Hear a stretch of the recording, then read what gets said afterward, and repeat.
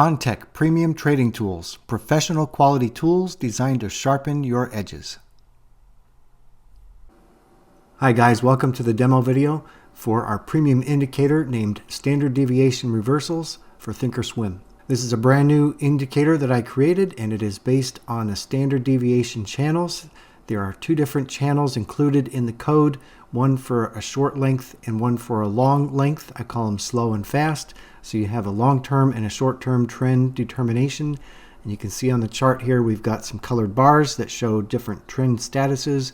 And we also have the outer bands that show the location of those trend channels as they were in the historic periods of the chart. Also included with this is a chart strategy. As you can see on this chart that I've got here on display, you've got a P&L graph here on the bottom, and these are theoretical buys and sells that are plotted on the chart. Just a quick reminder that on Thinkorswim, a chart strategy is only able to plot theoretical buys and sells on the chart. A chart strategy is not able to automatically place buys and sells on your account. And I also have an intraday time frame for you to view, and that's a 5-minute time frame, so you can see that we can also plot this on a intraday time frame.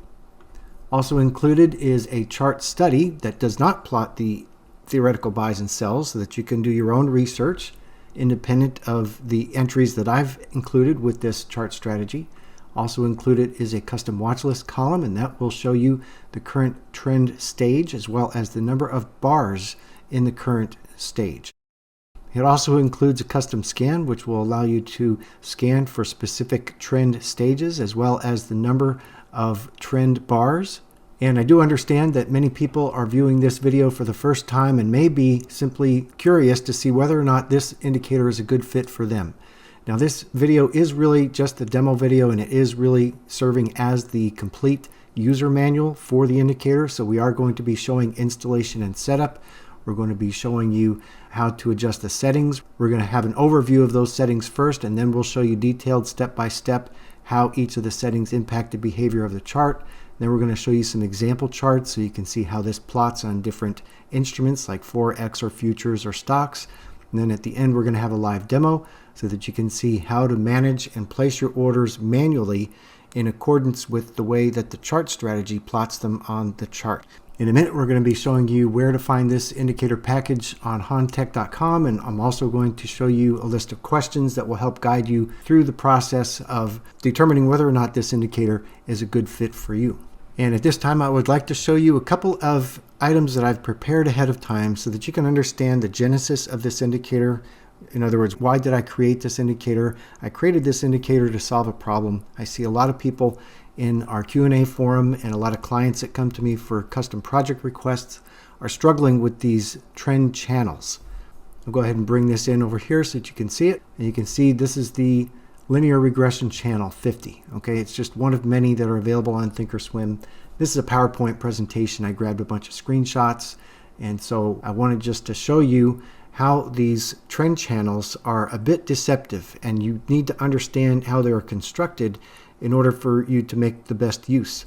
This particular one does not have the ability to specify a specific length, so it's going to cover everything that's on the chart. So for example, this is a 1-year daily chart. If you add another year to that so that you have 2 years of daily data, look what happens to those trend lines.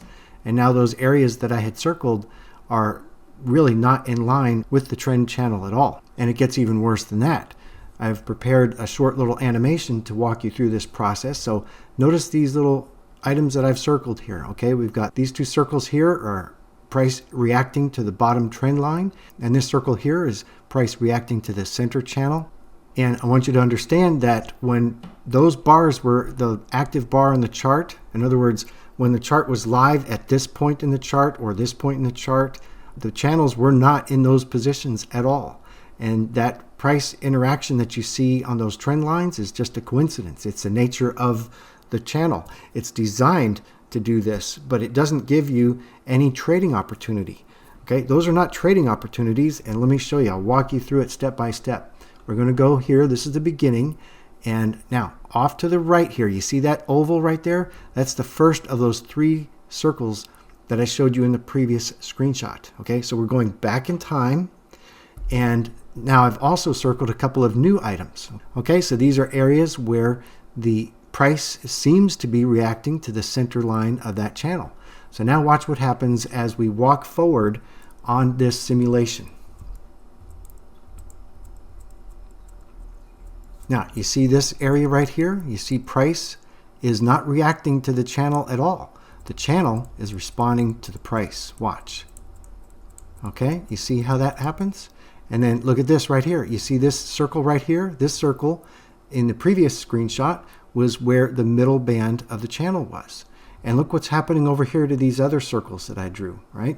So I'm going to advance the chart a little bit more, and you can see as we move on, what happens is the channel is responding to the price. The price is not responding to the channel.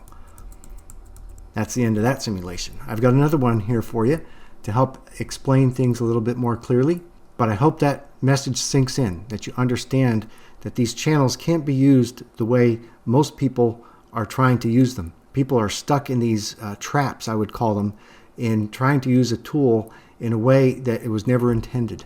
All it is showing you what the trend was in the past. It does nothing to help you about what's going to happen in the future. Okay, and here's the other animation that I have prepared. This is the indicator that I'm presenting in the video. So this is the standard deviation reversals. This is the chart study version, so it's not plotting any theoretical buys and sells. And I've set it so that you can turn on the fast and the slow channels. Now you see the three yellow lines? That's the long or the slow channel. And then you see the blue lines, the three short blue lines? Those are the short duration channel. Okay, I call that the fast channel. Now, what's happening is the outer bands, you see the outer bands are exactly tracing the location of the leading edge of the slow channel. And the fast channel is what is actually determining the colors of these candles in the middle. All right, so watch as I move forward a little bit. I'm going to move forward a little bit and show you. Okay, you see how the lines change color to red now, and then you see the short one changes to blue first. Okay, and then the slow one changes to yellow because that is a flat trend. So the yellow means a flat trend. And you can see how these are interacting. And also notice as I'm progressing forward, the leading edge of that slow channel is following those bands.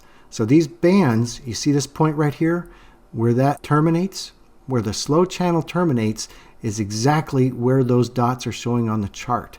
So this is something that's not available with the standard channels that you can add to your charts that come with Thinkorswim. Okay, and now you can see here as the trend is firmly established, both lines are now in agreement and they're both max bullish. And then watch as this happens right here. So that's a rotation, or you might also call it a reversal. A reversal is when the short-term channel turns against or in the opposite direction of the long-term or the slow channel. Okay, so let's move this forward a little bit more so you can see. And there again, I also want to point out one thing. You see this little section right here where the slow channel has got two different colors in it? Yeah, don't get upset when that happens to you. It's just a part of the process.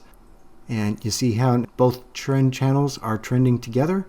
And then as we get through to the next reversal, you can see how they diverge. Okay, there you go. So I just wanted to show you those two elements to help you understand the genesis of this indicator, why I created it, and the solution that it attempts to provide.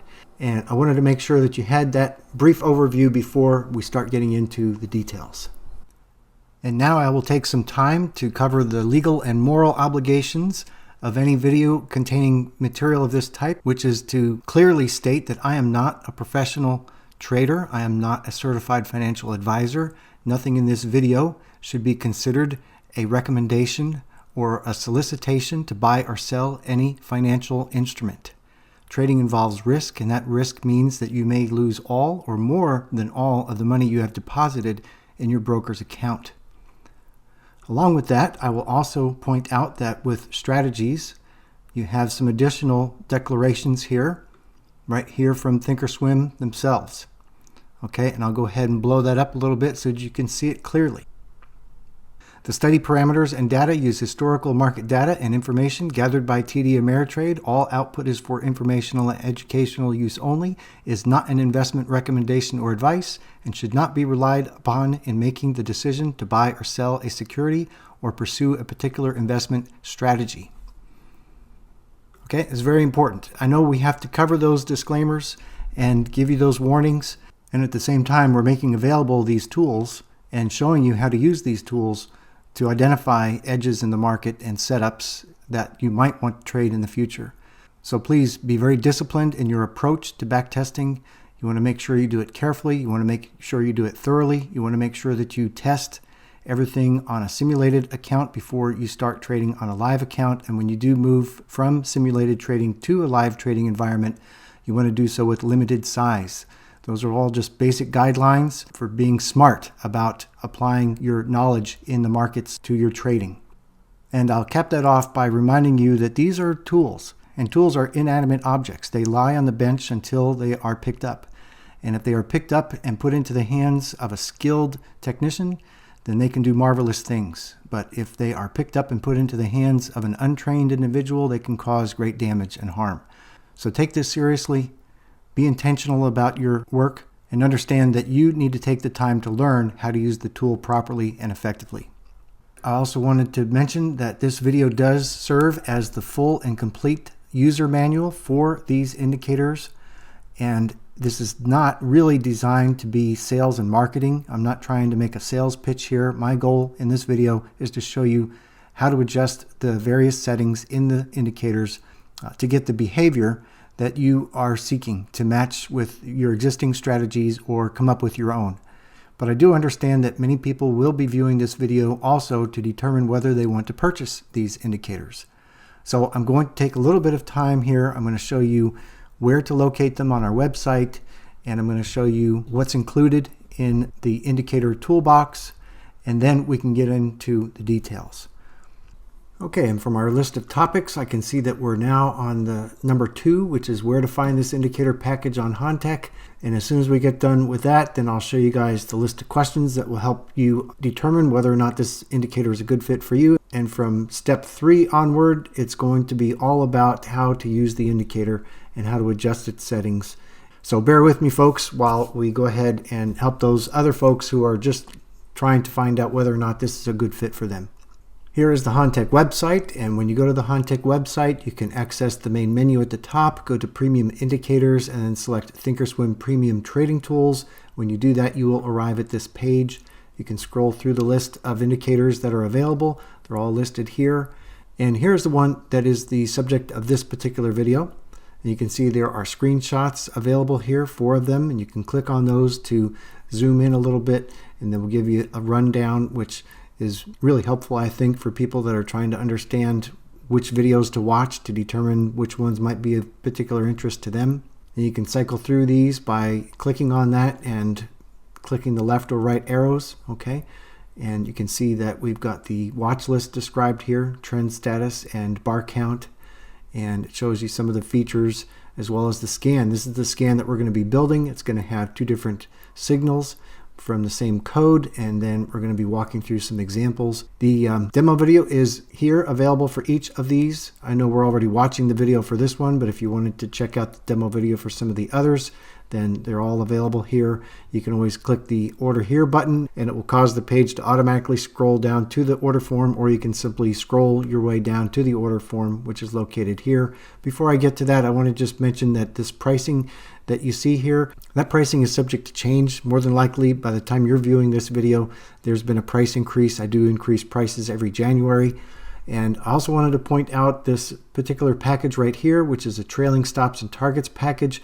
Notice every single one of our indicators, except for the volume profile, now includes a chart strategy as part of the package, so you can do back testing. Well, I've also got this package right here that includes 5 separate chart strategies that are solely dedicated to exits. And so you've got this one here that plots a stop loss level as well as a target level. I'll go ahead and show that one to you. Okay, so you can see that there is a target level as well as a stop level, and also a optional trailing stop that will automatically adapt to nearly every single other chart strategy that's available. You can also check out the other items that are available here, which is the ATR trailing stop. So you can see that we've got an ATR trailing stop that will also automatically integrate with a vast majority of chart strategies that are already available.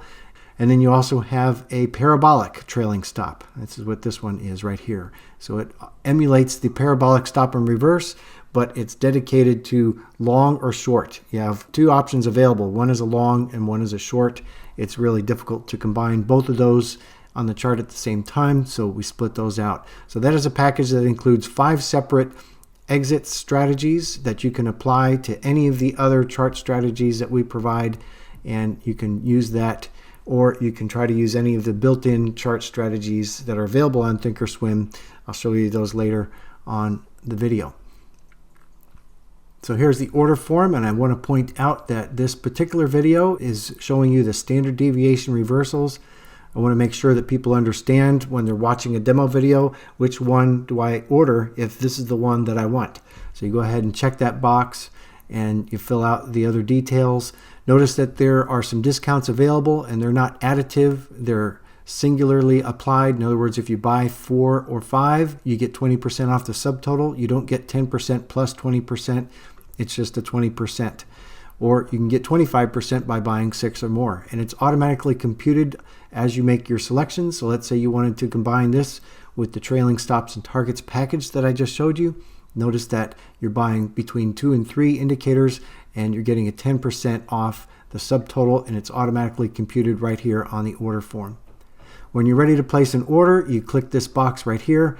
You must check this box in order to submit the form. This is agreeing to our privacy policy as well as terms and conditions. And when you check that box, the button for submitting the form will appear down at the bottom. And the last thing I want to show you before we get into the settings overview is the questions. So this is the list of questions that I prepared for those who are searching and curious to know whether or not this might be a good fit for them. And these are rhetorical questions. I don't need to know the answers. These questions are here to guide you to ask yourself these questions or keep them in mind throughout the video so that you can understand whether or not this is a good fit for you. So the first question is, do I already use trend lines and or trend channels in my trading setups? As you have seen from the earlier stages of this video, the very foundation of this indicator is built on trend channels. And trend channels are simply an extension of trend lines. The next question, do my current trading setups attempt to enter in the direction of the trend? And that's what this indicator is attempting to do. With the various trend stages, you have an indication of rotation or reversals from one direction to the other, and then it also provides entry signals that are attempting to find an entry in the direction of the trend. Does my current trading methodology attempt to identify trend reversals? Once again, as I demonstrated earlier in the video, that's essentially what these trend channels are doing, is identifying the points where the trend is reversing from one direction to the other. The last 2 questions are related to the chart strategy itself. So do I believe that backtesting my setups will help me be a better trader? When you're backtesting a trading setup using a trading strategy, you become very aware of the exact conditions which impact the quality of the signals and whether or not your signals are producing trades that you as a trader are able to tolerate. There's a matter of risk tolerance involved, and there's also a matter of personal preference. You're going to find your own style, and so when you have a backtesting strategy, then you're better able, I feel, to optimize things and adjust things to better fit your own personal preferences. And the last question is, am I willing to put in the time and effort to perform exhaustive backtesting and analyze the results to find optimum parameters for my setups? This is not for everybody. If you're going to do backtesting and do it properly, it is boring. It is tedious. It is like watching paint dry or watching grass grow. It's a bunch of spreadsheets and a bunch of number crunching and writing formulas in Excel, and it's not very fun for most people. But if this is the kind of thing that turns you on and lights you up, then this is definitely going to be a potential yes for you. But even if this is a hard no and you're not interested in doing any of this, keep in mind there's plenty of other items included that will be a benefit if you can answer yes to at least 3 of these questions. And now we are going to go ahead and cover the installation and setup section of the video. And I understand that a majority of people that use Thinkorswim are running Windows, so I'm going to go ahead and use Windows as the example for the installation and setup. And so what will happen is you'll receive an email after you pay the invoice, and that email will be sent by me, and then you will have a zip folder included as an attachment in that email. Now, some email clients will block zip folders because of security concerns, and if you can't enable that so that that file comes through, then we may have to do a little bit of extra work, give you a link to download it. But in the end, you're going to end up with a zip folder, which is a compressed folder, so all the files are combined together in one. And I'm going to show you how to do this on Yahoo Mail. There's many other email clients out there. I can't show you an example for every one, unfortunately. So you'll have to look at this one and then use your own understanding of your own email client to perform these steps on your computer. So the first step is to download the file to your computer. And if you just go ahead and click that, you will find that it gets downloaded to your downloads folder. This is the default folder for downloads on a Windows computer. And you can see that we have a compressed zipped folder right here. And notice that this folder is in a form that will not allow you to import the chart strategy or the chart study into Thinkorswim. So you'll have to remove those files from that folder, copying them and pasting them into the downloads folder. And so let me show you how I do it. It's really simple. You just double click on this, and now you're viewing all of the files. These are all the files that are included here. And then I just select them all, okay? And then you can right click and select copy. And then I go back one. Now I'm back in the downloads folder, and I right click in the empty space here, and I click this button, which is the paste button. Now these files are in a format that are able to be imported into Thinkorswim. And let me take a moment here to identify the prefixes here. Each file is prefixed with a code. So HT stands for Hahn-Tech. The lowercase letter tells you the type. A stands for analysis. So when you see HTA, that is for a chart study. B is for backtesting. So when you see the HTB, that's for a backtesting chart strategy. And then you've got HTS, which stands for scan. And then this file right here, HTW, the W stands for watch list. So you've got one chart study, one chart strategy. You've got the scan as well as the watch list column. And I'm going to leave this window open and now move over to Thinkorswim, where I can show you how to import these files into Thinkorswim. First, I'll move this over just a little bit so that you can see those files on the left in that downloads folder as we import them into Thinkorswim, because I think it's important that people understand how these pieces are all connected together. So remember, you have the email, you get the zip file, you open the zip file, you copy and paste those files to a downloads folder, and then you can go ahead and import them into Thinkorswim. So I just loaded a ticker symbol on the chart so that I can access the Edit Studies window. And then I want to point out that there are 3 tabs available here: Studies, Strategies, and Sets. Okay, so in order to import a study, you must be on the Study tab. When importing a strategy, you have to be on the Strategies tab. So whichever one you select is the one that's going to be found when you click the Import button. So I'll go ahead and click on the Import button. And the default directory is Documents. So I'm going to have to go up one level to get to the Downloads folder. Okay, the Downloads folder is located in the User Profile folder on the Windows computer. Then I'll double click on the Downloads, and you can see now the HTA, Standard Deviation Reversal, and you can see now how it is appearing on the left and how it appears now in Thinkorswim, so you understand how all these pieces fit together.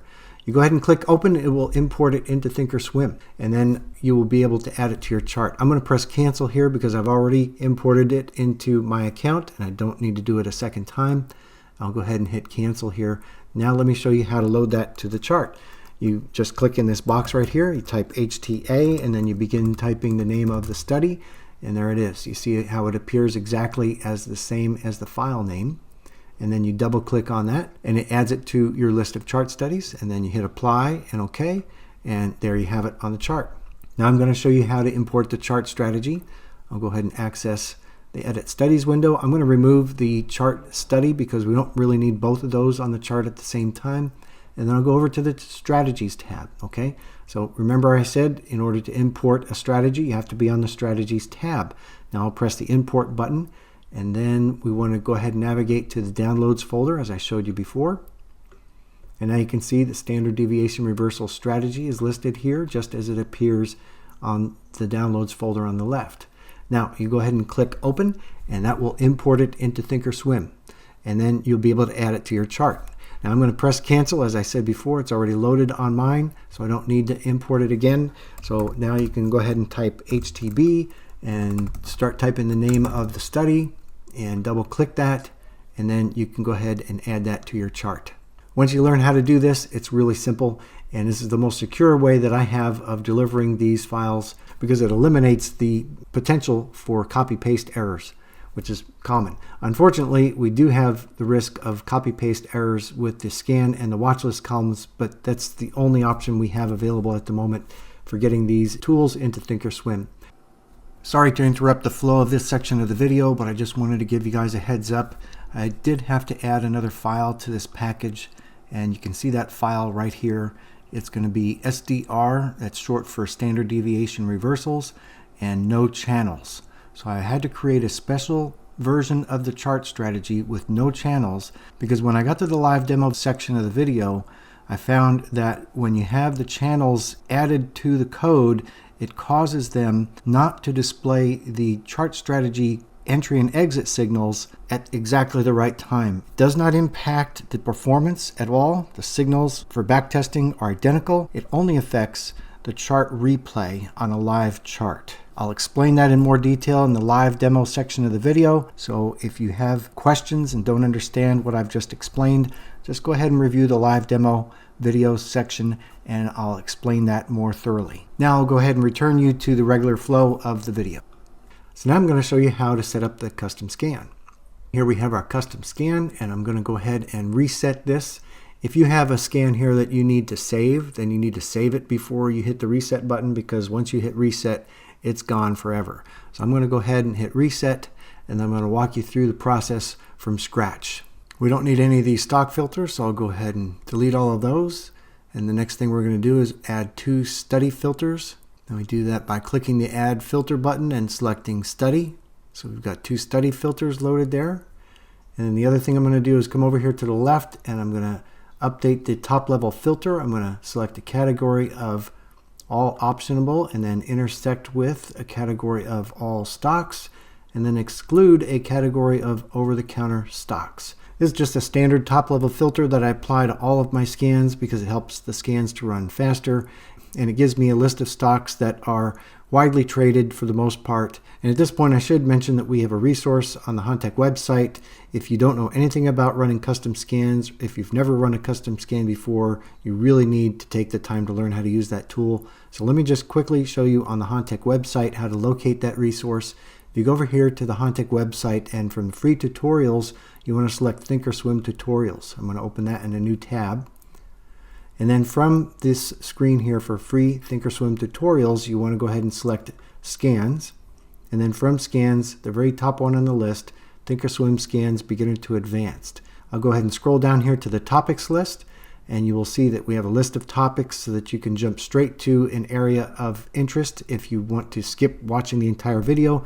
But if you've never run a scan before, you really need to watch it from start to finish. And even if you feel like you're a seasoned scan enthusiast on Thinkorswim, I bet you will learn a lot of new things by watching this video. There's all kinds of great things on here. Dynamic watch lists, dynamic alerts, multi-time frame scans, how to reduce processing time. There's a lot of material here, and this video actually covers every square inch. It will not waste your time. You will learn some valuable things that will save you a great deal of time over the long run. Let's get back to our custom scan. And I want to show you how to load the code into the scan itself. So you've got 2 study filters that have been added. They're both set to daily time frame. You go ahead and click the edit button there. It looks like a little pencil. And you go ahead then and go to the ThinkScript editor. Make sure that you go to the ThinkScript editor because you won't be able to clear out the code that's there unless you move to the ThinkScript editor. And then I'll go ahead and select all the code that's in there. Press the backspace button or delete button on my keyboard, and now we've got a blank canvas. Now I've opened up the file down here. It's a text file that I've opened up. You can see the name of that file right here. Okay, and we're going to add this twice.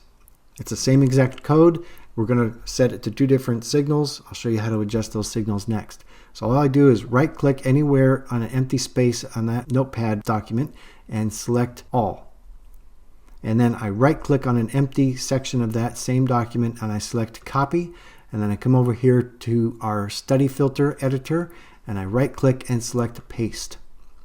That's it. Now this one is set to a default scan of max bullish, and we're going to leave that alone. We're going to leave it just the way it is. So the first scan is set to pick up max bullish trend stage. And then we go ahead and edit the second one, clicking the pencil icon, come over here and go to the ThinkScript editor, remove all the code that's there, and then right click and select paste, because everything that we pasted on the first one is pasted into the second one. And now we're going to adjust this a little bit here. We're going to turn off the default scan signal, and we'll review these scan signals later on in the video where we cover how to run the scans. But for now, we're just showing you the installation and setup, but you've got several different signals here that you can select from. And the one that we're going to pick for this one, by removing the hash mark, we activate this particular scan, and then this one is going to be set to between 5 and 10. And what this does is it will find all of the stocks with the current trend that you set in the first study filter, and it will show you all stocks that have a current consecutive bar count of between 5 and 10. This will make a lot more sense when we get to the section of the video where we run the scan. I'm going to show you specific examples during that section of the video, and also review them on the chart so you can see how they show up on the chart. Okay, you just click OK right there, and that's it. You're done. If you want to save this scan, you go ahead and select that menu and select Save Scan Query. Next thing I want to show you is how to set up the custom watch list column. Now what I do is I leave this sidebar closed right here, but I'm going to open that up temporarily. You can see I've got multiple gadgets here. 3 of them are watch lists. If you don't have any watch lists on here, there's a plus button down at the bottom that you can use to add a new gadget, and then you can switch to a watch list gadget. For instance, if you have a gadget up there but you don't have a watch list gadget, you can just select switch gadget and it will give you an option, and from that option you can select watch list, and then you'll have a watch list in your left hand panel. And what I do is I detach it. So here's a watch list that I'm going to go ahead and detach. So you select detach gadget, and then I drag that off to the side here and collapse that side panel, because I like to keep a lot of space for charts on my Thinkorswim application, and I keep that side panel closed. Then in order to add a new custom watch list column, you right click on any one of these columns and select customize, and from there you go ahead and remove any columns that you don't want from the right hand side. Now this little drop down bottom where it says look up a column, you can open that up and select custom quotes. This will be a list of all of your available custom quotes. And what you do then is go ahead and double click one to add it to the list. And we only need one for this particular indicator. And I'm going to click that script icon, and it's going to give me access to the code that's in there. And then we're going to copy and paste that code from the file that we downloaded from the zip folder. Okay, so I've gone ahead and removed all of the code from the editor of the custom column, and then let me go ahead and grab that code from the file. So here's our watch list file. I'll go ahead and bring that down here, get it out of the way, and then again there's the file name right there for the watch list, and you right click on any empty space there and select all, and then you right click on empty space there and select copy. And then you go back to the code editor and you right click and select paste. Now you go ahead and click apply and OK, and then click OK, and the column shows up in your watch list. So that is all I had to show you for installation and setup. And in this next section of the video, we're going to be covering the settings. This is the settings overview. And during the settings overview, we're going to be covering the main features of the indicator. We're going to be walking through each category. There's a chart study. We're going to be looking at settings for the custom scan, as well as the custom watch list columns, as well as the chart strategy. So we're going to review these briefly to give you a good foundation so that when we do get to the charts and look at the individual settings, you'll have a good understanding of what to expect. Let's begin by examining the included files. If you already viewed the section of the video showing the installation and setup, then you'll be very familiar with these files. For those who skipped the installation and setup, I want to go ahead and review these prefixes. Each file has a prefix. HT stands for Hahn-Tech, and the lowercase letter tells you the type. This first one is a HT and a lowercase a. That stands for analysis. So this is your study file, and that is your basic chart study. Then you have HTS. The S stands for scan, so this file is for the scan. Then you have HTW, and the W stands for watch list, so this file is your custom watch list column. And this last file here has a B after the HT, and that stands for backtesting. So this file here is your chart strategy for backtesting. Sorry to interrupt the flow of this section of the video, but I just wanted to give you guys a heads up. I did have to add another file to this package, and you can see that file right here.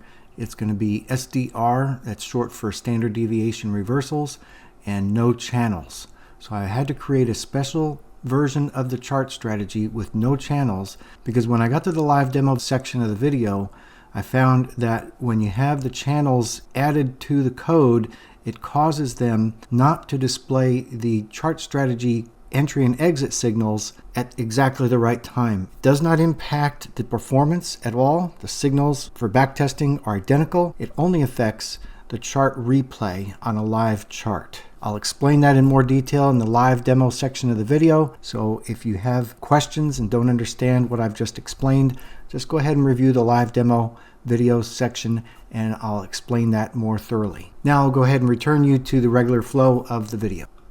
Now we're going to review the basic features of the chart study itself. And you can see that it displays 5 trend stages. We've got max bullish, min bullish, neutral, min bearish, and max bearish.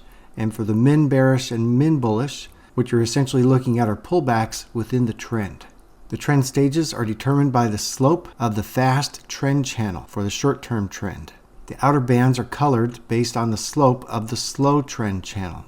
We can refer that to the long-term trend. The bands are tracking the location of the leading edge of the trend channel as the bars are added to the chart. At the beginning of the video, I showed a demonstration that clearly showed how the channels are moving across the chart and the leading edge are tracing the exact location of the bands that you see on this indicator. The shaded areas that surround the bands. So you've got outer bands and they have shading applied to them, and they have an ATR component, an average true range component. And this allows it to adapt to changing volatility. And the idea behind that is essentially once you have a price trading within that shaded area, you know that you're within range of hitting one of those outer bands. The center line between those outer bands are determined by the center line of the slow trend channel. And you will see that reversals in trend are observed when the trend stage changes from bullish to neutral to bearish, or from bearish to neutral to bullish.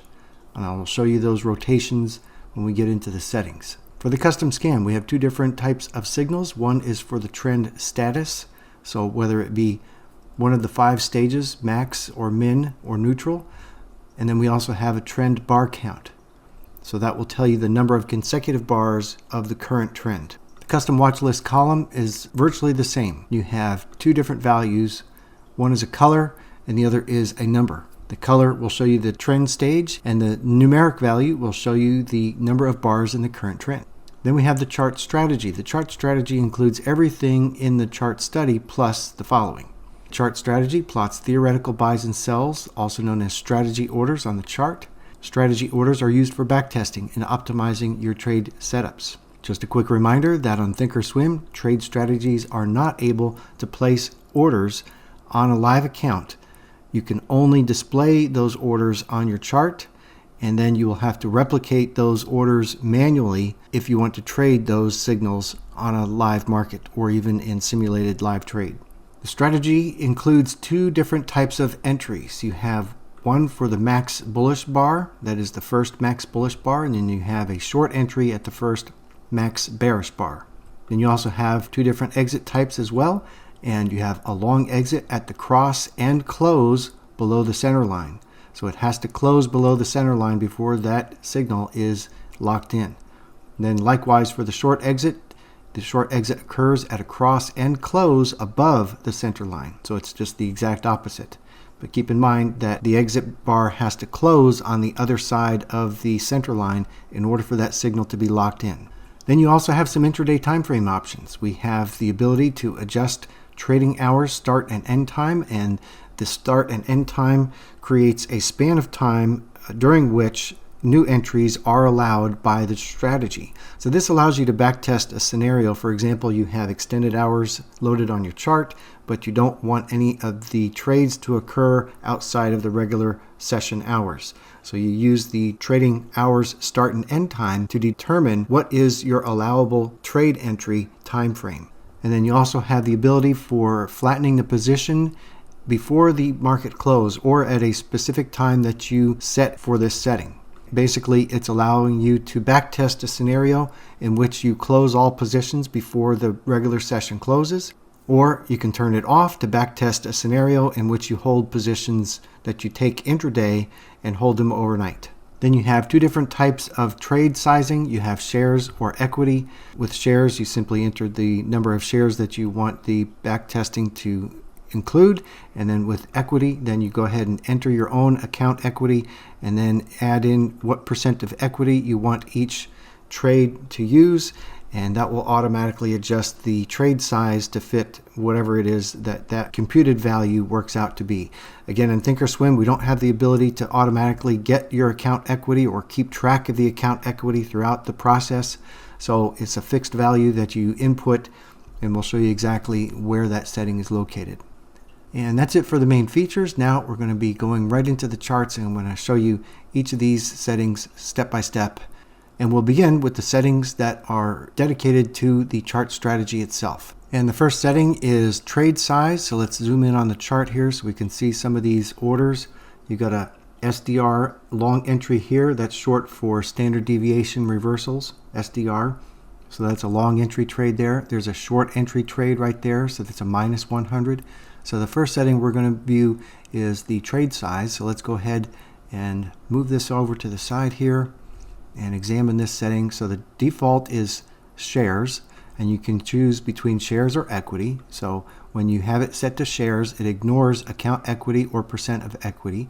And you can see the trade shares right here is 100. If we change that to 50, then we hit OK and apply, and we see those values change from 100 to 50. Pretty simple, right?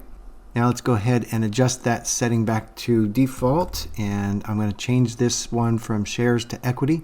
And for the equity, we have a default value of $10,000 and a default percent of equity of 10%. This gives the strategy a total of $1,000 to work with, and what it will do is it will round the number of shares to within that $1,000. So it will buy or short however many shares it can until it runs out of that $1,000. Now that we have turned that setting on, let's go ahead and hit apply and see how that impacts the values on the chart. There we go. Let me go ahead and close this so we can take a closer view of this. So you can see here we've got a long entry of 7 shares, okay, and then we close that out up here. And then we have a new short entry for 6 shares. Now, why is that only 6, but this one was 7? That's because this is a higher dollar amount. So if you do the math, you'll find out that at this entry point, you run out of that $1,000 before you get to 7 shares. As simple as that. So what it's going to do is it's automatically going to adjust the number of shares to fit within that $1,000 limit that the net equity is providing. Okay, let's go ahead and set that back to default. Okay, so the next setting is trade direction. Notice that we have both longs and shorts on this chart, and what we can do is then adjust that setting. You see trade direction is set to both, so you can choose from long, short, or both. So let's go ahead and change that to long, and what we would expect to happen is these 2 short positions right here and right here would disappear from the chart. So we'll go ahead and hit apply, and sure enough, those are gone and the long entries remain. So then we can go ahead and do that the other way around, and let's get rid of the longs and turn it to short. Right, so the shorts that I marked previously should show up on the chart now, and the 3 long signals that you see here should disappear. So I'll hit apply, and there you go. Sure enough, wow, look at what happened to the profit and loss graph on that. Isn't that something? So in this particular span of time here, this particular strategy did exceptionally well on the short side compared to the long side. Isn't that something? Let's go ahead and change that back to both, which is the default value, I believe. There you go. And yeah, you can see the longs just didn't do so well on this particular span of time. I'm always interested to see that. You know, it fascinates me. I really enjoy looking at this stuff and playing around with these settings to see how it changes things. All right, so you got apply built-in exits.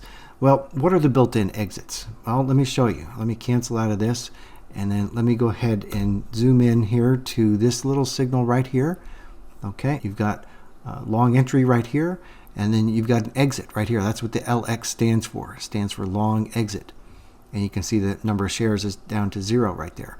And so what happens is the trade takes place on the upper side of the center line, and then with the built-in exits, it closes the trade out as soon as the first bar closes below that center line. And let's take a look at a short signal so I can show you the inverse of that. This little short signal right here, okay? So it enters short here, and as long as the closes remain below the center line, notice it did trade up and through that center line here on this bar, but it closed below it, so that was not a valid exit. Here is where it closed above the bar for the first time since the entry, and that is the exit. Okay, you can see that SDR SX right there. Let me reset the chart here. So what happens if you turn that setting off? Well, if you turn that setting off, then you're going to have to apply some other chart strategy to handle your exits. Okay, so I'm going to turn that off. Apply built-in exits is set to off. And when you do that, it takes one trade. That's it. It takes a short right here. It's the first signal that appears in this time span, and it remains short for the entire period because there are no exits. So you can consider adding your own built-in chart strategies for exits. You can find them by simply typing in LX. Okay, these are your dedicated long exit strategies. The ones with the lock symbols are the ones that are included with Thinkorswim. And if you wanted to do short exits, you've got those listed here. Again, if they have a lock symbol by this little script, then those are the ones that are built into Thinkorswim. So you got a profit target, you got a stop loss, you got a trailing stop. Another option is that you can purchase one of our packages that includes stops and targets and exits. And for instance, in that package is included a trail stop. This is a parabolic trailing stop, and this is dedicated for short entries. So we must go ahead and set the trade direction to short if we're going to use that. So I've changed the trade direction to short. I've turned off the built-in exits, and I'm going to hit apply. Notice that I've got the trailing parabolic short exit applied to the chart. And now you can see how those parabolic trailing dots cause the exits to occur as the price moves against those parabolic trailing stops. If you want to learn more about the parabolic trailing stops and the ATR trailing stops and the stops and target exits, then you can go ahead and view that demo video on our Hahn-Tech website. I'll show you where that's located, but let me go ahead and show you another one. This is the ATR trailing stop. That's another one that's included in that package. So we hit apply and OK, and you can see that that is the ATR trailing stop. And it's always on the short side. It never switches to long. It's a specialized tool that I created to handle the exits and automatically adapt no matter what chart strategy you apply for the entries. And then we have a profit target type of exit. So let's go ahead and take a look at that. Stops and target exits. And we'll just leave it as a default value. Right now it's 4% for the profit target and 2% for the stop. And we do have to adjust the trade direction because it does handle one or the other, but not both at the same time. So we've got that set to short.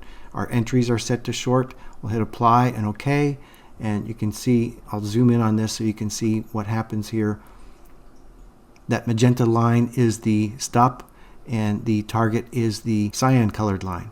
We can make a quick adjustment here. Let's just take a look at that so you can see how that would work. Using the default values, obviously that is a loss, but if you want to go ahead and take a look at increasing the stop quantity to 3 and increasing the profit target to 10, now you can see that becomes a profitable trade because you give it a little bit more wiggle room, okay, so that it doesn't get stopped out right away, and then it's allowed to catch the runner here and exit right here. Let's go ahead and take a look at the Hahn-Tech website and show you where those stops and target exits package is located on our website. And from the Hahn-Tech website, you go to the main menu, up here, Premium Indicators, you go to Thinkorswim Premium Trading Tools, and that will get you to this page right here.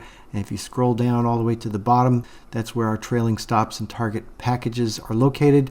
And if you go ahead and click on these screenshots, then you can view a lot of the details before viewing the demo video.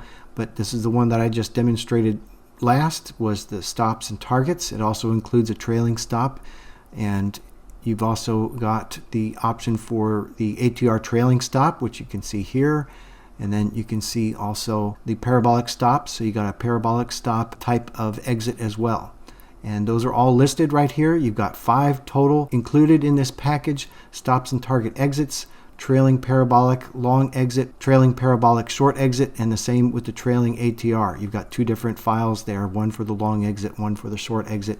Again, it's available separately at a very modest price, and if you wanted to view the demo video, it's right here. I already mentioned earlier in the video where you can buy these indicators.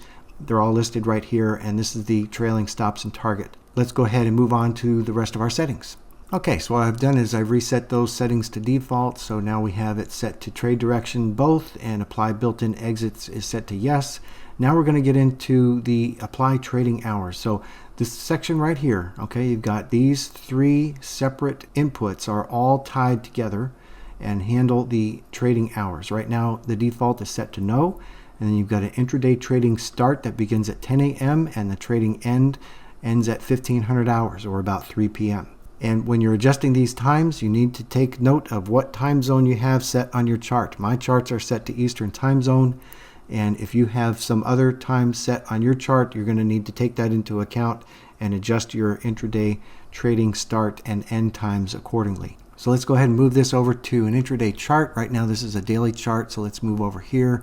This is the chart I have set up for intraday, and it's a 5-minute chart. And now let's go ahead and zoom in to a section of the chart that will allow us to examine the impact of these settings. There we go. I'm going to focus on this section right here. You've got an entry that occurs right at the open at 9:30 a.m. You've got another entry that occurs here at 11:20. So here's how the trading hours work. Let me draw a rectangle on this chart. And this rectangle represents the default values for the trading start and end times.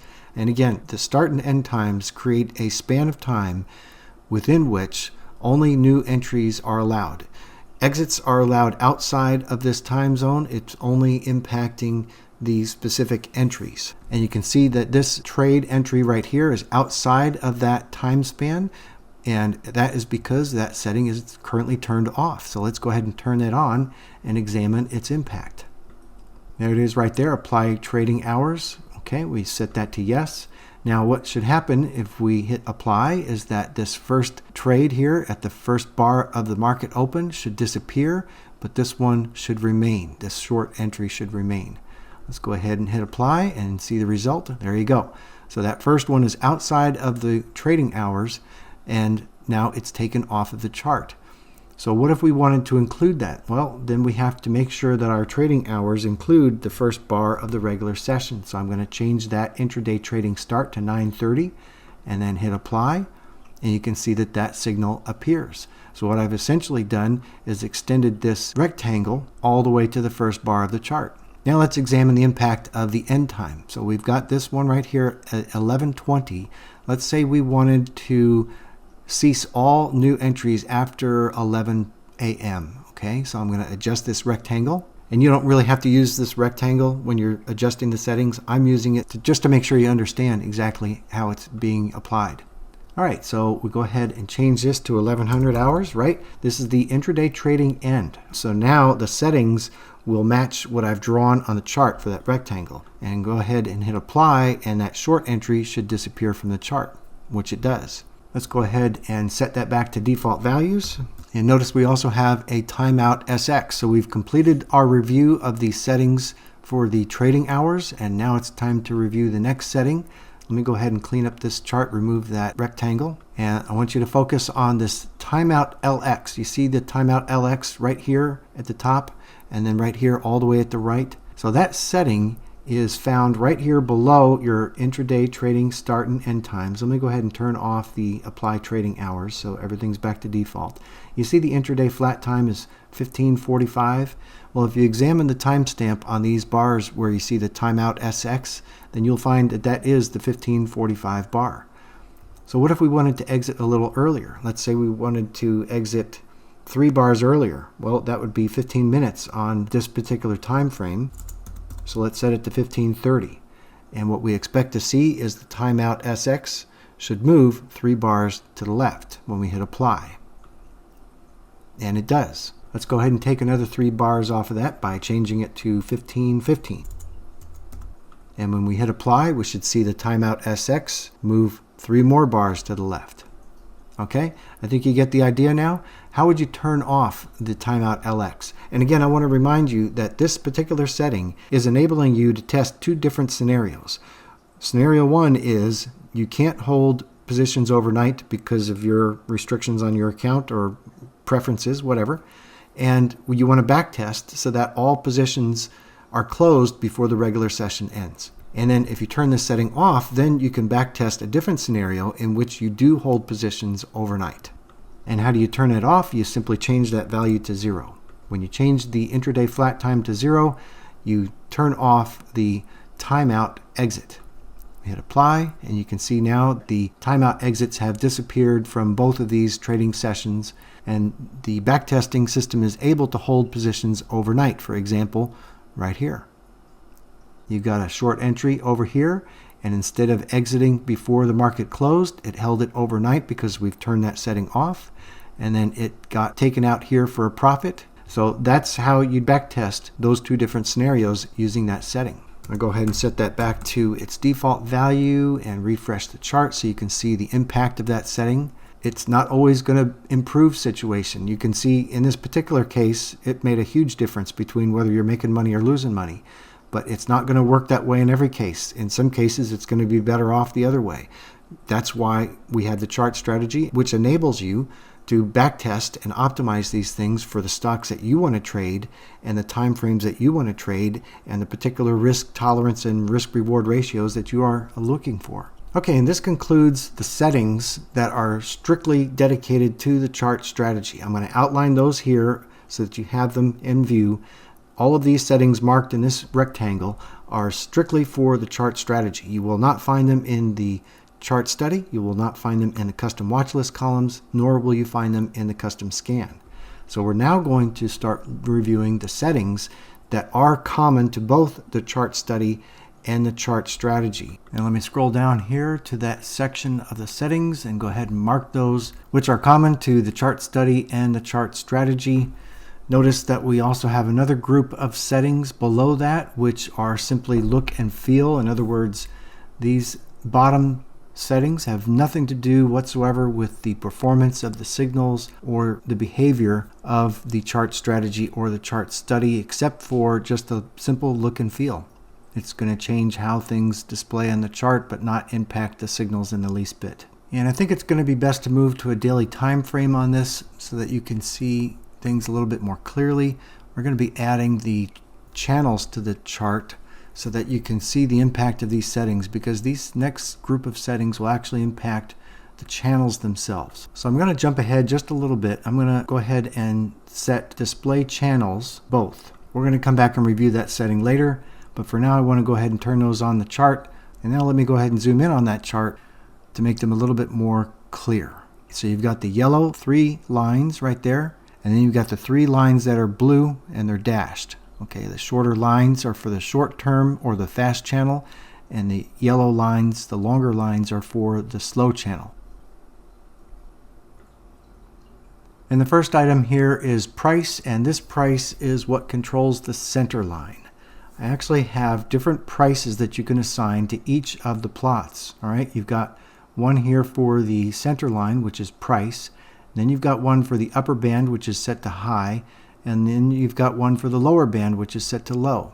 This will actually cause the lines of the channels to sometimes not be perfectly parallel, because I am using a different price type for the upper band as opposed to the lower band. And the idea behind that is try and capture the full range of the price action. And if you wanted to, you could simply set these all to close.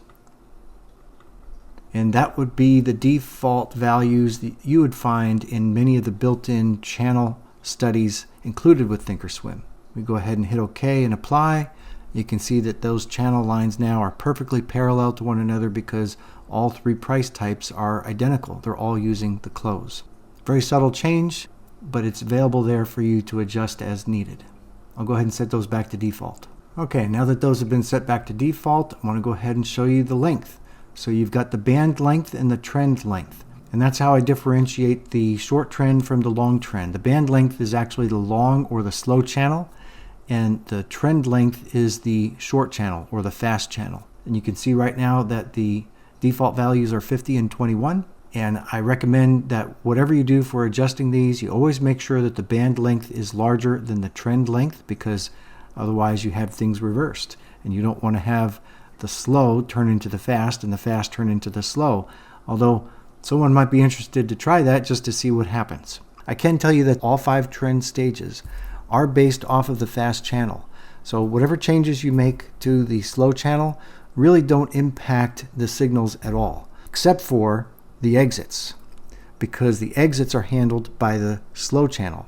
Remember the center line and remember the exits that I showed you earlier in the video? Well, those exits are defined as a cross above or below the center line, and the center line is tied directly to the long channel. So your entries are going to be determined by the short channel settings, or the fast channel settings as we might call it, and your exits are going to be controlled by the slow channel settings. And it's pretty simple to adjust. Let's go ahead and change the slow channel from 50 to 75 and look at the result. So you can see now that that channel has extended several bars to the left, and it's now slanted downward because it's responding to the price action and the structure of that price action.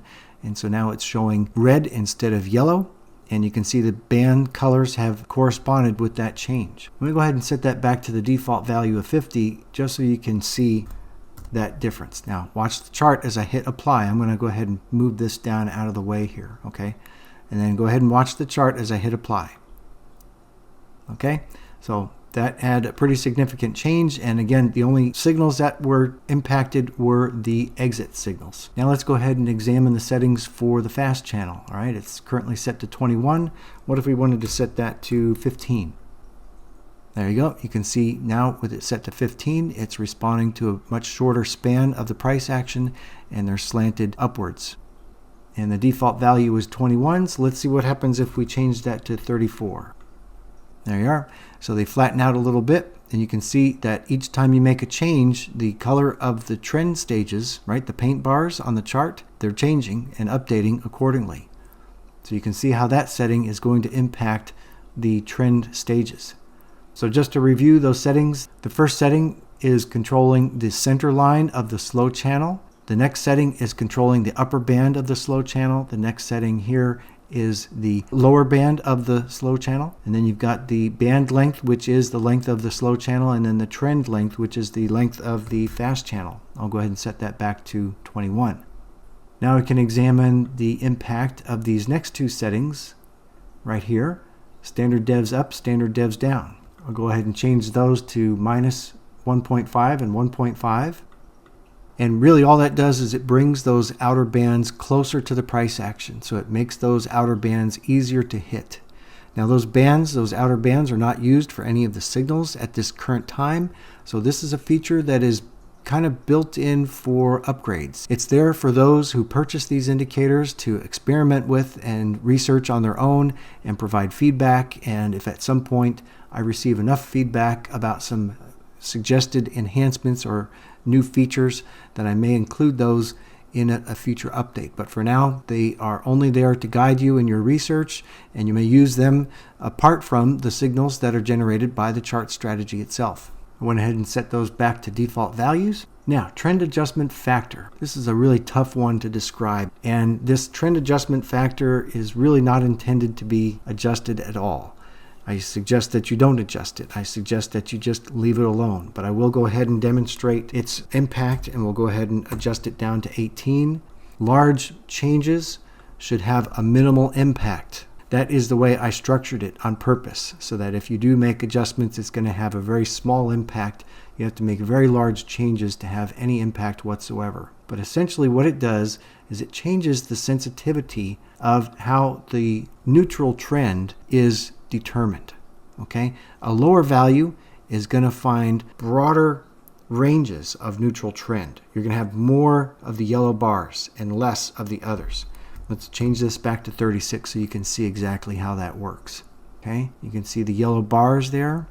Now the higher value, there's fewer of them. Let's go ahead and upgrade that one more step, and I'll increase that to 48.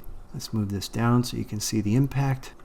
There you go. Now it's even more restrictive. Okay, so if you end up having too many yellow bars for the particular instrument that you're trading or the particular time frame that you're working with, then you might consider adjusting this. But the problem is it's going to impact everything on the chart. So if you have one portion of the chart that's really quiet and the price action tightens up and you have a lot of yellow bars, but the rest of it looks good and is producing signals that you can use, then I suggest you just leave it at the default. But if you're running across a situation where you're continuously seeing lots of yellow bars on the chart and very few signals that are usable signals, then you might consider adjusting that. And you understand that the larger number is going to give you fewer neutral bars and the lower number is going to give you a larger number of neutral bars. And the rest of these settings are for the look and feel. The ATR length is going to control the shading of these bands that you see here. We're going to go ahead and adjust that. Displaced channels, that's going to show the channels at a different location of the chart. That's just a handy little feature I built in so you can look back at previous price action and see where those channels were and how they were sloping up or down or flat. And that's a feature that's not available in any of the built-in trend channels or standard deviation channels that are included with Thinkorswim. And let's go ahead and review the ATR length. Let's go ahead and change that down to a value of 5, and then you're going to look at the shaded areas surrounding the bands. Okay, so let me move this out of the way a little bit so you can see the bands a little bit more. Hit apply, and you can see how that impacts the shading. What happens is the lower values is going to introduce more noise, and a higher value is going to smooth things out. So the default value is 14. I changed it down to 5. Now let's try it at 21. Now you can see how things get much more smoother. And you can even try a value perhaps as high as 34. At some point the value becomes irrelevant, so I wouldn't suggest that you go too much higher than that with this value here. So I'm going to change it back to 14. All right, now I'm going to open up the chart a little bit more here so we've got more chart space. And I'm going to work with the next setting, and I'm going to show you how these trend channels move in relation to the next setting. And the next setting, all it does is it determines where the termination point is for the channels, right? It says displaced channels. The default value is 1 bar, which is what I recommend, because in this way the channels will not be responding to the current bar, which is open and subject to change. But if you do want to set those channels so that they display on the final bar, you change it to 0, and it's very subtle, so watch carefully. I'll hit apply. Now you can see those channels moved 1 bar to the right. Doesn't impact any of the trend colors. It doesn't impact the behavior at all. This is strictly look and feel. It's here as a tool that you can use to go back and look at historical sections of the chart. Let me give you an example. So let's say you grab a trend line, right? A trend line is able to tell you how many bars ago. And let's say you wanted to see what did those channels look like at this point right here, right? So I'll terminate that trend line right there, and it tells me it's 90 bars. All right, so I'll go over here to the settings, go down to displaced channels. I'm going to enter 90 here, and then I'll hit apply. Let me go ahead and hit OK so you can see everything. So what happens then is the termination point of the trend channels is 90 bars from the current bar on the chart. So we can remove that trend line. We don't need that anymore. And then you can see how those channels were configured at that point on the chart. You can see the fast channel was trending higher very steeply, and you can see that the slow channel was very flat, and it corresponds with the colors of those dots. So if you still haven't figured out how those dots on the outer bands are colored, then I encourage you to play around with this setting. I did give you a demonstration early on in the beginning of the video that showed how these channels change as they go across the chart and how those bars are colored based upon the slope of the channels. When the channels are sloped upward, okay, it is a bullish trend, and the bars are colored blue, either dark blue or cyan. And when the channels are sloped downward, then you have colors of either red or magenta. Now the slow channel, which is the one that is drawing the outer bands, that one really only has 3 colors. We only have the red and the yellow and the blue. But again, it's dependent upon the slope of those channels at that point of the chart. Okay, I set that back to default of 1 bar, and now we have apply alerts. Let's go ahead and turn that on so you can see the impact of that setting. Apply alerts now is set to yes, the default is no. And if you want to examine the individual alerts, they're down here. If you scroll all the way down to the bottom here, you got 3 different alerts and it gives you the names, right? So you've got a new neutral trend, new bearish trend, new bullish trend, okay? And it's only the max. It's only the max and the neutral. And it's only going to trigger on the very first bar of a new trend. So look what we have on our chart here, okay? You see all the way to the right here, we've got the first yellow bar. That previous bar is blue, okay? So it went from max bullish to neutral on this current bar. So if we hit the apply button, then we should see an alert pop up on the chart, and we're going to see a new chart label appear in the upper left. And we do exactly that. So that's what your alert is going to look like.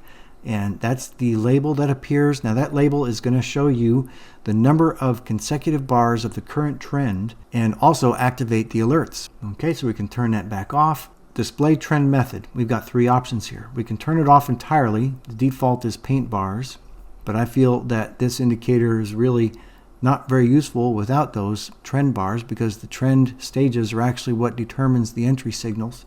But you may use this however it is that you feel is profitable for you. And I want to go ahead and show you the other option, display trend method. We're going to change it to center line. The reason I do this is because some people would like to be able to still see the red and green candles on the chart because it helps them to identify areas of support and resistance. But you want to be able to see the trend as well. So we change that to center line for display trend method. And then the yellow line that's in between the 2 bands becomes the trend bar indicator. If you wanted to see that a little bit more clearly, you could go ahead then update that setting, the plot right here for the center band, and then change the type to a dot or a square or triangles, whatever it is that you like. And then you can increase the line width if you want, and that's one other way that you have of displaying the trend. But one thing I will tell you is that regardless of whether you choose the paint bar method or the center line method, the colors of the trend stages are computed exactly the same. There is no impact or change whatsoever on how those trend stages are determined. So we'll go ahead and set that back to paint bars. We also have an option here to display the trend legend, so let's go ahead and turn that on. And it's just a helpful tool right here, just some labels that show you what is max bullish, what is max bearish, what is min bullish, what is min bearish. And once you get used to those colors, then you don't need to display that. They're just there to help you as an aid to learn how to use the indicator and learn how to read the trend bars.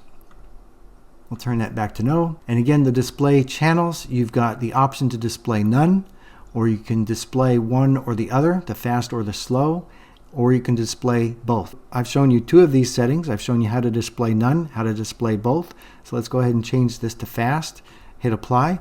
And now all we see is the fast channel on the chart. And you can also change that over here. I'm sure you're going to understand exactly what's going to happen when I hit the apply button, but we're going to turn on display channels slow, and then the fast channels disappear and the slow channels are the ones that show up on the chart. Go ahead and set that back to default. And now let's go ahead and show you how to adjust these settings in the custom watch list column. Okay, we covered a lot of settings there, so let's go ahead and edit the formula for the custom watch list column. And those are the settings that are available.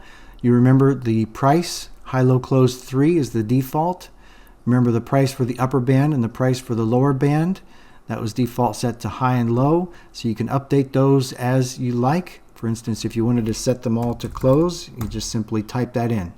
All right, we don't have any user interface that we can use to adjust custom watch list columns or scans, so we have to do this manually within the code, and that's why I put all the inputs at the very top. All right, so we can go ahead and undo those changes. And then you have the band length, which I said is not going to impact the performance of the signals or the trend status. It's only going to give you a change in the exits. And then you have the trend length here, as well as the standard devs up and down. Now keep in mind that the standard devs up and down is going to have no impact whatsoever on the signals.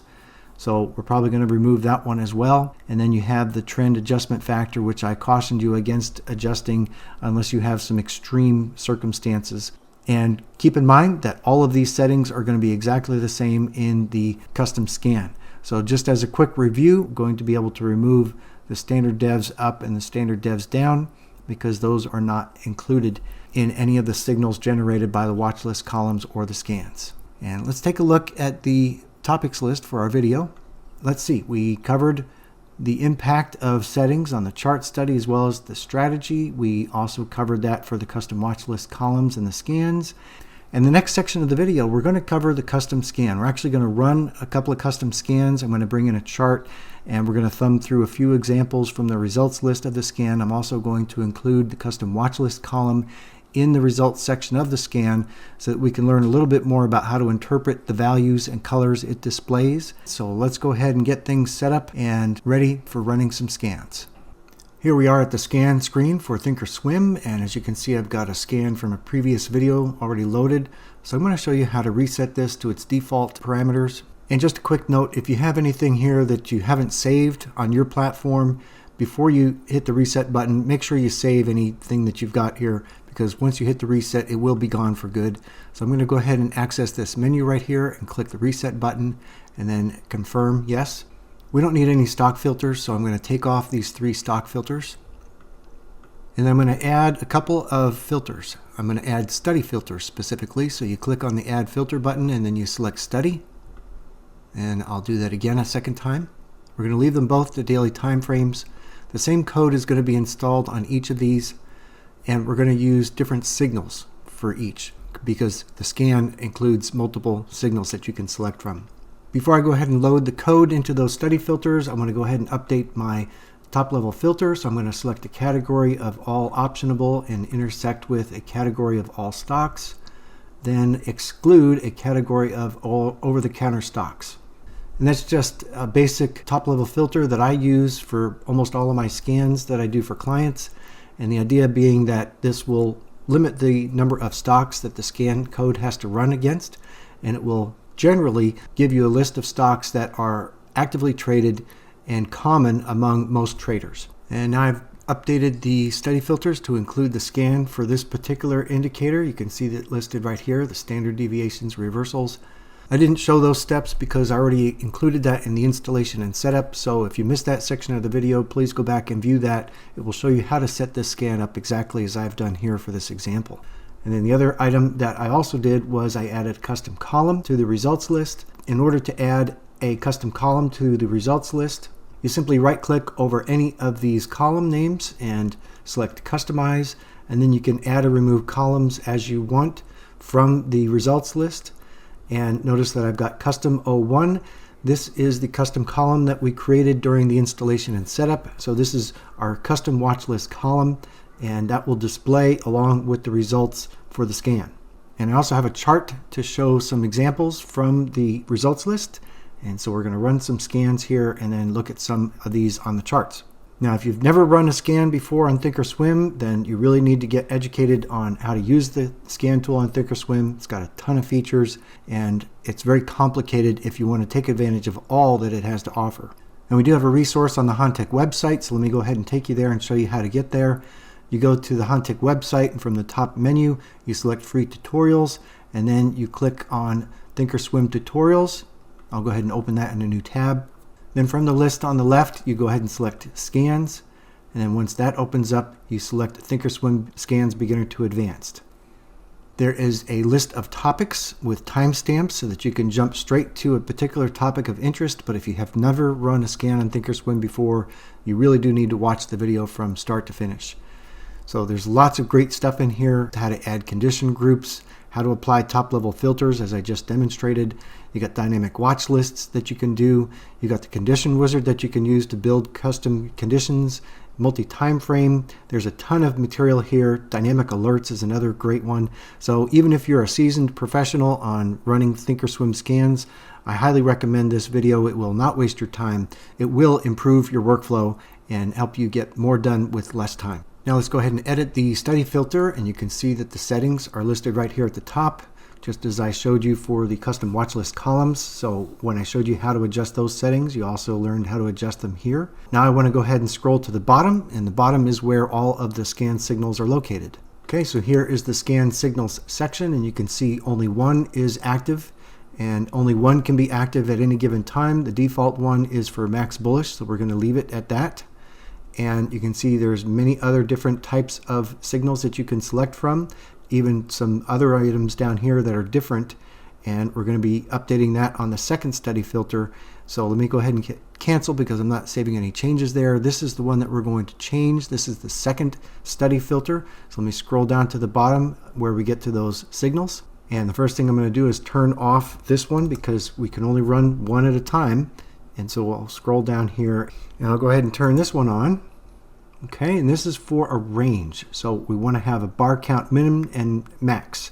So I want to go ahead and scan for a range of between 5 and 10 consecutive bars on the current trend stage. And just so you understand how this works, we're combining the same code, two different signals within the same scan.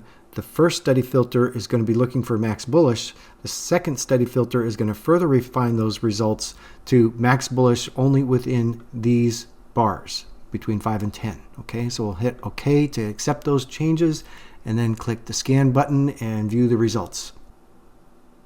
All right, we have our results, and as you can see in the column here, the custom column, we've got values between 5 and 10, and they're all blue. They're all dark blue, which is the max bullish trend condition. Let's go ahead and bring in our chart here and look at some of these examples so that you can get an idea of what the custom watch list column is actually showing you, right? So we've got ACM there is showing 5 bars of the bullish trend. There you go. There's your 5 bars of bullish trend. So it went from min bullish to max bullish, and it's keeping track of how many bars in the current trend right there. And that's what this scan is showing you. So let's go ahead and take a look at this one. This one has 10 bars. So we'll go ahead and type that in. There we go. And so you've got 10 bars of max bullish. Notice we have alerts activated on this chart. So the label in the upper left is also showing the max bullish bars of 10, just like the watch list column. We'll take a look at one more and then run a scan in the other direction. Let's try AMCR. There we go, AMCR. It shows 6 in the watch list column and same thing on the chart. There you go. All right, so now let's flip this around and do the max bearish. So how do we do that? We update the first study filter and we scroll down to the bottom to the signals. You can see it's set to max bullish, and we're going to switch it to max bearish. You see that each signal also has a comment line above it to tell you the type of scan that is included. So what happens if we try to run 2 of these at the same time? We get an error message. You're only allowed 1 plot statement per scan, so we have to turn off the previous one in order to activate this one. All right, so just keep that in mind. All we're doing is removing the hash mark from one plot statement to another to activate the scan signal that we like. Let's go ahead and hit OK to accept those changes, and then we'll run the scan and review the results. And you can see from the custom column that they're all red, which is the max bearish, the signal that we're scanning for. And the other thing that you notice is that they're all values between 5 and 10. So let's bring our sample chart in here so we can take a look at some of these. Let's look at ADV because that one has got 8 bars of max bearish. You can see that confirmed on the chart. Let's go ahead and look at ACT. That's another one. That one's got 5 bars. You can see the chart matches the custom watch list column. Let's take a look at one more. Let's look at ALXO. There we go. And that one shows 7 bars of max bearish. Now, let's say you wanted to run a scan for a different type of signal. Then we go ahead and scroll down to the bottom and we examine all of the different scan signals that we can run. We can do min bearish, we can do neutral, we can do min bullish, or max bullish. So we've got 5 different trend stages that we can select from. Let's turn this one off and turn it back to max bullish. And I'll click OK to accept those changes. And then we want to update the second one because now I want to see about running a scan that shows me all of the stocks which are printing their very first max bullish bar. So how do we do that? Let's edit the second study filter and scroll down to the bottom so we can see the signals. And this time I'm going to turn this signal off. This gives us a range. Remember, that's the one we just used, between 5 and 10. Now we're going to activate this other one, which gives us a fixed value. Now you can change whatever value you like here, but this is more restrictive than the other scan, and that it only shows the bar count that you enter. So in this particular case, we're going to be showing only stocks that have 1 bar of the current trend. If you wanted to look at stocks that had 5 bars of the current trend, then you would change that value to 5. But it wouldn't show you anything beyond 5. It wouldn't show you anything below 5 or anything above 5. It would show you exactly the number that you enter here. Let's click OK to accept those changes and then run our scan. And just a heads up, I am editing the video. These scans don't run this fast in real time. I'm cutting out a lot of this to save time in the video. So let's take a look at the custom watch list column. Yes, we have ones all the way through and they're all max bullish. So let's take a look at some of these stocks on the chart. Let's pick ALSN, and that is showing a max bullish bar of 1. And I think it's a good thing to point out that we do have the alerts turned on. Let me go ahead and verify that on the settings so that you can see that is the case. Okay, apply alerts is set to yes. And we know that because we have this label up here that shows max bars of 1. And some of you may have been expecting to see a alert get triggered on this bar when we loaded this ticker symbol on the chart, and we did not get an alert signal. So I just wanted to give you a heads up. The alerts are only going to be triggered when you go from neutral to max bullish or from neutral to max bearish. Those are the entry signals, okay? So the alerts are only going to be triggered based upon the entry signals. In this case, we're moving from min bullish to max bullish, and that does not trigger one of the alerts, okay? So let's thumb through some more of these and maybe we'll run across an alert here. There we go, and that's 1 bar of max bullish, and we didn't get an alert because it's not changing from yellow to blue. And here's one that generates the alert. Okay, so you got the alert up in the upper left hand corner, and you can see that it changed from yellow to max bullish, so from neutral to max bullish. And so that is an entry signal. Unfortunately, in this case, the chart strategy is already in a short position here. So you can't run a scan that replicates exactly the way a chart study does, but you can scan for these particular patterns apart from the chart strategy. And let's say we wanted to do the same thing for the opposite direction. Let's say we wanted to change this to max bearish and the first bar. We'll scroll down to the bottom. There's our list of signals. We can turn off the max bullish and we can turn on the max bearish. We click OK to accept that, run the scan. And as you can see in the watch list column, we've got all ones and they're all max bearish. Let's take a look at a few of these. This one triggered an alert. Once again, it is turning from neutral to max bearish, and it is an entry signal for the chart strategy as well. And we have another one that is max bearish. And I'll wrap up this section of the video by showing you one more section of scan signals that we have to select from. So let's go ahead and review the scan signals at the bottom of the first study filter. So the first thing I want to do is turn this off right here. And then I want to show you these 3 scan signals right here. Okay, the following signals are for the slow trend status and should be rarely used. And basically these are for the slow channel trend status. So it's the colors in the outer bands, which, as I've already explained earlier on in the video, those are not used currently for any of the signals that are generated. But I figured that some people might want to scan for those colors, doing some research, so I figured why not just add those in. It really didn't take much to include those, so let's go ahead and run a couple of scans. Let's go ahead and look at ones that are neutral. And let's go ahead and examine the neutral slow trend status. And again, this is going to be for yellow dots on the outer bands. We'll click OK. And let's leave the other filter on there. So let's see what happens when we go ahead and mix these two. There's our results, and let's go ahead and review some of these charts. There you go. You see we've got the yellow dots there on the outer bands. That's all that this scan is picking up, and it's just looking for the most recent bar being yellow for those outer bands. Same thing with this stock right here. And let's pick one more, and then we'll try running the other types of signals. There you can see this one has got 2 yellow dots on the outer bands. So let's flip that around. Open up that study filter and scroll down to the bottom where our signals are located. Turn off that one for the neutral and change it to the bullish. We'll hit OK and press scan. And we have our results. Let's go ahead and examine some of these. There we go. Outer band. Got to pay attention here. That outer band is right here. We can scroll that down a little bit. You can see the blue. So that's bullish on the outer bands. I'll just thumb through a few more of these so you can see them. And this one too. All right. So let's go ahead and update that signal and look at the bearish examples. So we turn off the bullish and we turn on the bearish. And again, I'm looking at these last three signals that are down here. Okay, just as a reminder, and there's a description.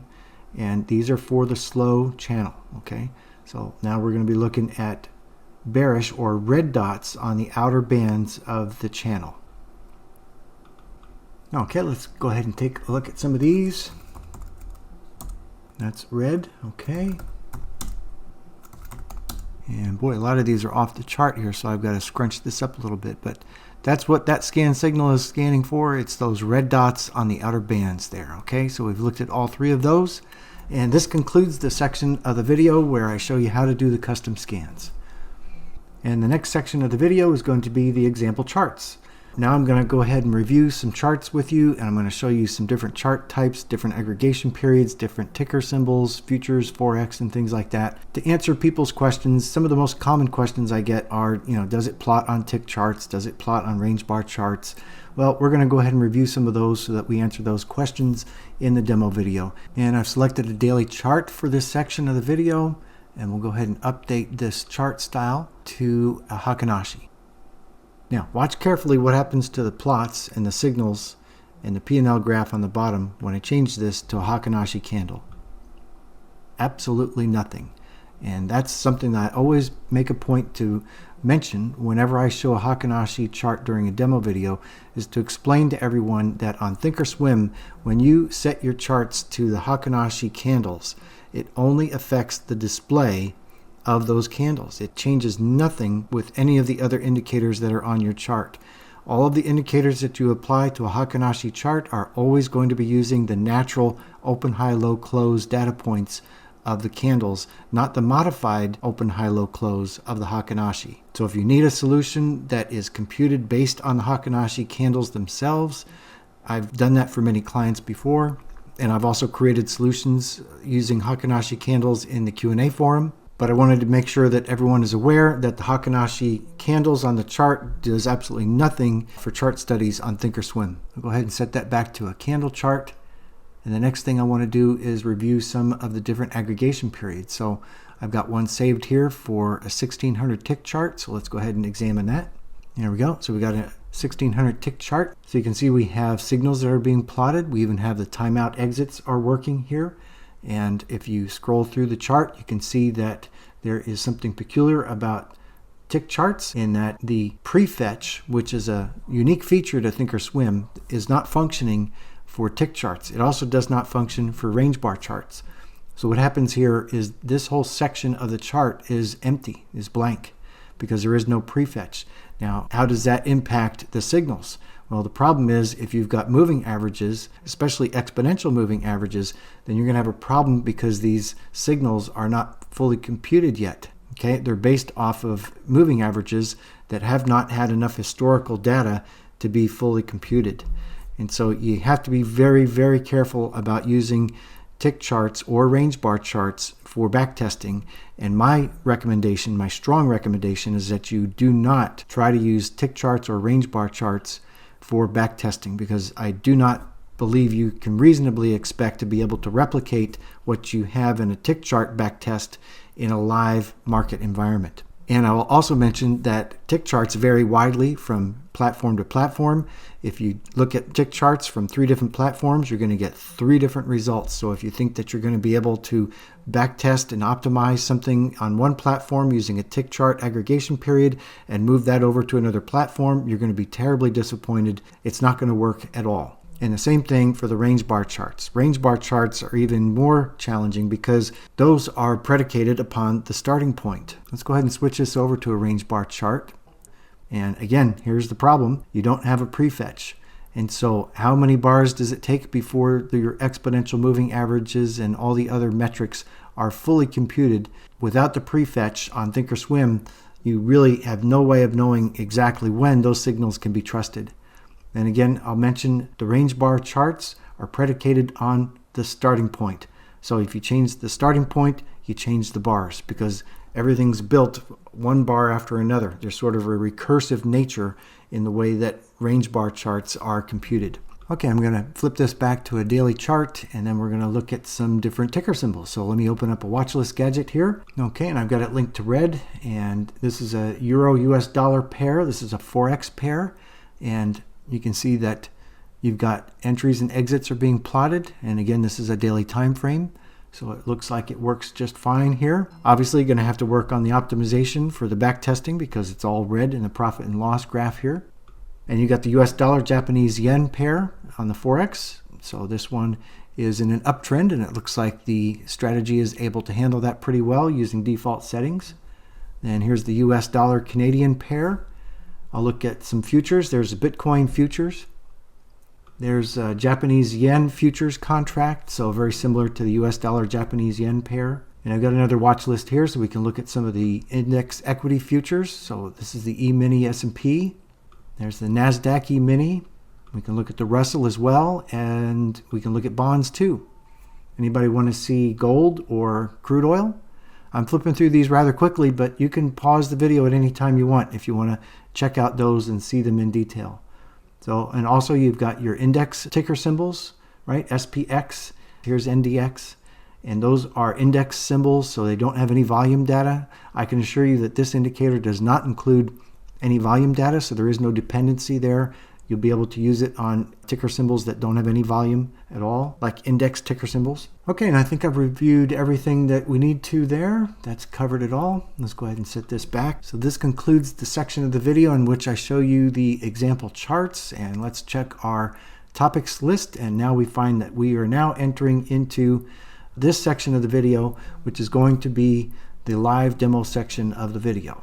And in this section of the video, we're going to show you how to manage your orders through entry and exits in a way that emulates exactly the way that the chart strategy is marking them for the backtest results. By all means, if you go through the trouble of backtesting and optimizing your strategy, when you go to simulated live or a live environment, you want to make sure you understand how to place the orders, what type of order to use, when to place the order, and how to manage them. So that's what we're going to show you. It's going to be really simple. And also I'm going to give you a heads up on a different version of the chart strategy I had to create in order to facilitate a live chart replay. And so there was a glitch in Thinkorswim related to the trend channels. I had to remove those. So there's a special version that we're going to be using for the replay. And this is where I'm going to explain that in detail and show you exactly why I had to create this other version. And here I've got the chart set up for our live demo, and I've picked a signal that I want to show you guys, and it's this signal right here. You can see it lasts 1, 2, 3, 4, 5 candles on the chart. So I wanted to find something that doesn't take too long to save time in the video. You can see down on the bottom, I've got another chart loaded down here. Let me show you what I've got. So this is the section of the video that I told everyone I would explain why we had to create a special version of the chart strategy. You can see on the top chart we have loaded here the SDR no channels V1. Okay, that's the special version of the chart strategy that I had to create to overcome a glitch that is in Thinkorswim. When you add trend channels to the chart, the functions that are used to generate those trend channels cause the signals to be posted only after the bar closes. And what we need to see is those signals posting while the chart is live and while those signals are active on the chart. And so I hope that I'll be able to show this to you without too much complication, and I hope that having two charts open also doesn't create a problem with on demand. So the very top chart has got SDR no channels. That's the special version, and they're both set with the same settings here. So let's go ahead and look at the bottom chart. The bottom chart has got the standard deviation reversals. This is the standard chart strategy that includes the channels, and this is the one that has the glitch that doesn't work well for replay. They both produce exactly the same backtesting results. In other words, the signals are identical when you look at backtesting. It's just when you go to the live replay, the signals show up after the bar closes instead of as soon as the signal appears. I'll show that to you in the video and it will make sense. So I'm going to update the chart so that we are just about ready to open this bar right here at 1350. And I'll come back to you when I've got everything set up and ready to begin. Okay, I've got everything set up here, and I also want to review the active trader screen over here on the right. I've disabled the triggers, so we're not going to be using a limit or a stop with this trade. I don't recommend people trade without using a stop loss order, but in this particular example, I'm going to keep it simple and only use entries and exits. I'm going to use the buy market and the sell market. I've got auto send checked, so that's ready to go. And right now the clock is showing 13:49:35. The bar that's going to enter the trade opens in just a few seconds, and we have to wait for the bar to close. Let's go ahead and review some of these other signals while we're waiting. You see this entry point right here? That entry point occurs at the close of the bar. Okay, that signal will appear before the bar closes, and it's very important that you wait until the bar closes because the signal is not locked in. Okay, so you see we've got a signal right here for the long entry. This is exactly what I was talking about. Don't panic and don't jump the gun. That signal is not locked in until that bar closes. So we still have another 5 minutes on chart time before that signal locks in. And we can see that on the bottom chart, the entry did post during the live replay. What I had a problem with was the exits. So, and the exits are tied to that center channel, which I believe is why the trend channels were causing the problem. So let's go ahead and pause the video. I'm going to update you step by step and try to not consume much time in the video. So I'm going to go ahead and advance the chart and come back to you. Okay, we just opened up that new bar, and I'm going to go ahead and enter the trade there with a buy market order. That bar just closed, and I got it right there just as it closed. If you hover your mouse over the active trader screen, you can see that the crosshair shows up on the same location of the chart as the order. If I look at that right now, it's dead on. So I did a pretty good job there, but again, this is on demand. It's not a live market, just a simulated live market. And now we've got to wait until the 1410 bar shows up. Let me go ahead and zoom in a little bit here so we've got a little bit more detail to view on the chart. There we go. Very important that we can see things a little bit more clearly. And yeah, let me add some bars to the chart and come right back to you. And I hit the step forward button, and we added a couple of more bars to the chart. And we still have a few more minutes here to go before the trade concludes. And just wanted to give you an update here. Another quick update. This is the candle that's going to exit the trade, and we're just waiting on it to close below the center line. That's going to be the exit signal. And you can see how the exit signal appears on the upper chart. It does not appear on the lower chart. This is exactly what I was explaining to you, and now you get to see it in action. Okay, I didn't find this out until I started doing the live demo. I haven't looked at this indicator on the live chart before, and so it was a real surprise to me, and I had to dig into the code to find out what was causing the problem. And so I had to remove those trend channels in order to make this work. But you notice that on the top chart, that signal appears and then it disappears as soon as the trade goes back above that center line. And this is why we have to wait until the bar closes before we can consider that signal as valid and locked in. So we're just going to have to wait here. There's another 2 minutes or so to go on the chart, and I've got it set to 3 times speed, so that should pick up pretty quick here. And we should be hitting the sell market button here pretty soon. And there we go. We're out of the trade. We hit the sell market as soon as that bar closes, and that's it. Notice that the bottom chart is finally showing that exit signal, right? It didn't show up until that bar closed and the next bar opened. And that's caused by those trend channels being added to that code for the bottom chart. That's why we have to use this one here. And I'll remind everyone here, just to make sure you don't miss this. This is very, very important. If you're going to do a live chart replay, you want to use the SDR no channels V1 for the live chart replay. Otherwise, your exit signals aren't going to show up until it's too late to hit the button. Okay, and so that's really all I've got to show you. That was a long entry and exit. There's short entries and exits as well, but they are operated exactly the same way. You hit the buy market button or the sell market button at the close of the bar once you see the signal on the chart, and you wait for that bar to close with that signal still on the chart. And this concludes the demo video for our standard deviation reversal premium indicator on Thinkorswim. I'm really excited to release this indicator, and I'm looking forward to seeing what all you are going to be able to do with this and get the feedback so we can continue upgrading this over time. And I really hope that you're able to use the backtesting features to optimize your strategy according to your own preferences. Be careful though, when you move to a live environment, you want to first go to paper money and trade these on a simulated live environment before moving on to a live environment. And then if you do choose to move on from the paper money to the live environment, make sure you start off with small size and be very careful. You want to do this carefully, and you want to learn over time. You want to build the muscle memory, and you want to make sure that you understand how everything works. So make sure you take your time, get plenty of practice. Thanks for watching, everyone. I really appreciate your support. Take care.